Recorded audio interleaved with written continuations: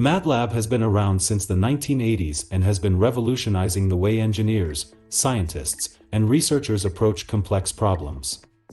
It stands for Matrix Laboratory, but don't let the name fool you, it's so much more than just a tool for matrices. Over the years, Matlab has evolved into a comprehensive and powerful tool for solving a wide range of technical computing problems. Matlab's strength lies in its matrix support and ability to work with matrices like a pro. It's got a plethora of built-in functions for linear algebra, and it's got your back for complex numbers, polynomials, and other mathematical operations. But that's not all. Matlab is also an artist's canvas with a rich set of graphical capabilities. From 2D and 3D plotting to animations and interactive graphics, you can bring your data to life with Matlab.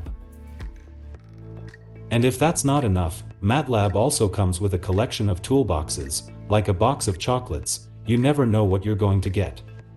These toolboxes are collections of functions and utilities that are designed to help you solve specific problems, from image processing to control systems and communications. Matlab has got you covered. Using Matlab is like taking a walk in the park. It's easy and accessible to users of all skill levels.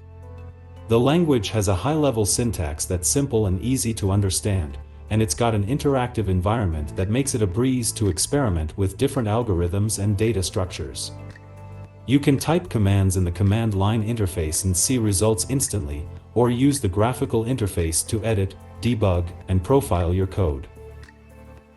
In conclusion, Matlab is a must-have tool for anyone looking to tackle technical computing problems. With its ease of use, rich set of features, and comprehensive library of toolboxes, Matlab is a tool you don't want to miss out on.